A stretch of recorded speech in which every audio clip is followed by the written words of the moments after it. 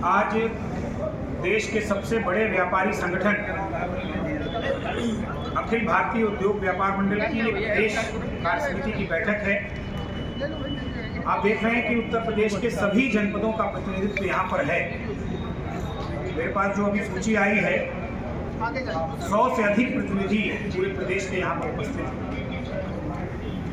इस बैठक में कुछ बड़े महत्वपूर्ण निर्णय लिए जा रहे हैं और लिए गए हैं। पहला निर्णय ये है कि हम जिस 1 जनवरी को नया साल कह करके मना रहे हैं, वास्तव में वो हमारा नया साल है ही नहीं। हमारा नया साल शुरू होता है हमारे वित्तीय वर्ष से, और वित्तीय वर्ष प्रारंभ होता है चैत्र शुक्ल प्रतिपदा विक्रम संवत 2082। अगर अंग्रेजी कैलेंडर देखेंगे तो 30 मार्च से भारतीय नव वर्ष प्रारंभ होगा और उसके 2 दिन बाद 1 अप्रैल से हमारा वित्तीय वर्ष पिछले सैकड़ों साल से प्रारंभ हो रहा है। लेकिन हम आज भी इस सर्दी से भरे हुए 1 जनवरी को नया वर्ष मना रहे हैं। इसको पीछे करते हुए भारतीय नव वर्ष आगे बढ़े, ये प्रयास आज की इस कार्य समिति की बैठक में हो रहा है। और संगठन ने निर्णय लिया है कि हम आगामी चैत्र शुक्ल प्रतिपदा का, जो कि कैलेंडर के हिसाब से 30 मार्च, उसको पूरे देश में, पूरे उत्तर प्रदेश में और पूरे सभी जनपदों में भव्यता से उसका स्वागत करेंगे और छोटे बच्चे से लेकर के समाज के सभी वर्गों तक ये एहसास कराएंगे कि ये है भारत का नया वर्ष। क्या इस नए वर्ष के खिलाफ है क्या आप? खिलाफ और उसकी बात ही नहीं है। हम तो बता रहे हैं कि हमारा नया वर्ष क्या है।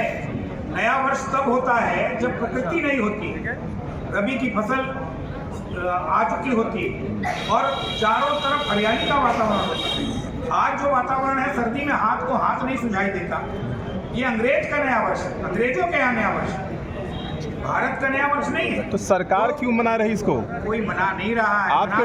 आपके डीजीपी खुद शुभकामना दे रहे हैं। शुभकामना तो लोग देंगे ही, हम भी देंगे, आप भी देंगे। फिर लेकिन हम शुभकामना दे कैलेंडर वर्ष की, हम शुभकामना दे अगले नव वर्ष की। हम अपने भारतवर्ष को भी तो याद रखें कि हमारे भारतवर्ष का नव वर्ष कब है और हमारा तो वित्तीय वर्ष तब प्रारंभ होता है। तो ये एक बड़ा निर्णय आज इस कार्य समिति की बैठक में हम लोग कर रहे हैं, जो कि पूरे प्रदेश में जाएगा यहाँ से, और हर जिलाध्यक्ष आने वाले समय में भारतीय नव वर्ष का स्वागत करेंगे। संत कबीर नगर में बैठक क्यों की गई है? संत कबीर नगर गोरक्ष क्षेत्र का प्रमुख जनपद है और संत कबीर जी की धरती है।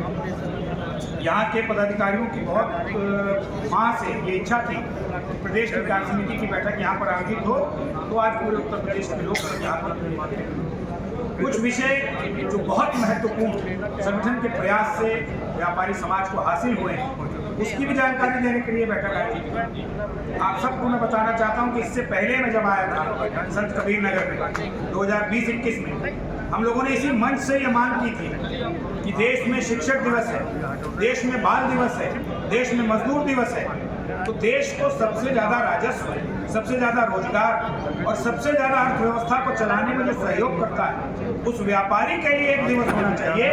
मैं एक बार फिर से इस मंच को और आप सबको भी बधाई दूंगा कि उत्तर प्रदेश के यशस्वी मुख्यमंत्री योगी आदित्यनाथ जी ने व्यापारियों की 24 साल पुरानी इस मांग को 2024 में पूरा किया और आज 29 जून उत्तर प्रदेश में व्यापारी दिवस के रूप में आयोजित किया जाता है। इसके लिए भी संत कबीर नगर वालों को धन्यवाद देने के लिए आए हैं, क्योंकि यहीं पर ये जो बैठक हुई थी उसमें ये विषय हम लोगों ने उठाया था। एक और बड़ा निर्णय जिसके लिए कार्य समिति की बैठक आयोजित की गई, संगठन के प्रयास से उत्तर प्रदेश के सभी जनपदों में व्यापारी सुरक्षा प्रकोष्ठ का गठन किया गया। एडिशनल एसपी स्तर पर हर जनपद में बैठक होगी और व्यापारियों की तमाम समस्याओं का उसी प्लेटफॉर्म पर निस्तारण होगा। व्यापारी को किसी थाने और चौकी के चक्कर नहीं लगाने पड़ेंगे और हर जनपद की जवाबदेही पुलिस महानिदेशक तय करेंगे, जिनका भी आपने नाम।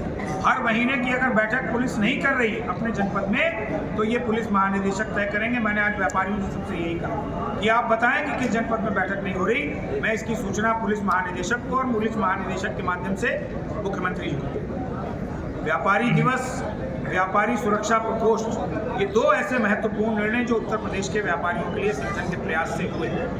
आने वाले दिनों में जीएसटी की जो समस्याएं हैं, हमारे दाखिल खारिज से लेकर के और टोल की जो समस्याएं हैं, उन सब पर संगठन की योजना बन रही है कि हम अपने जो सांसद हैं उत्तर प्रदेश के 80, हमारे जो सभी 403 विधायक हैं, उन तक संगठन की मांग को रखते हुए अपनी बातों का निस्तारण करेंगे। उसकी तिथि अभी हम तय करने जा रहे हैं, लेकिन कुल मिलाकर के उद्देश्य ये है कि जो सम्मान एक IAS का है, जो सम्मान एक फौजी का है, उससे बढ़ कर के सम्मान इस देश के व्यापारी समाज का होना चाहिए।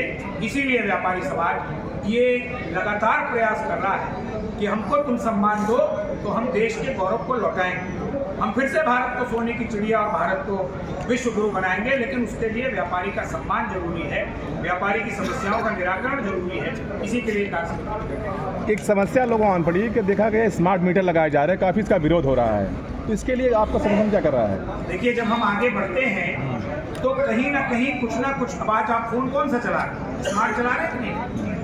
तो जब आप फोन स्मार्ट चला सकते हैं, तो अगर स्मार्ट मीटर लग रहा है और वो सही है, उससे कोई नुकसान नहीं हो रहा, मुझे लगता है कि हमें उसका विरोध नहीं करना। ये बार बार मीटर क्यों बदलते हैं? हाँ, ये विषय जरूर है कि अगर कोई चीज़ बार बार की जा रही है तब जरूर हम पूछेंगे बिजली वालों से।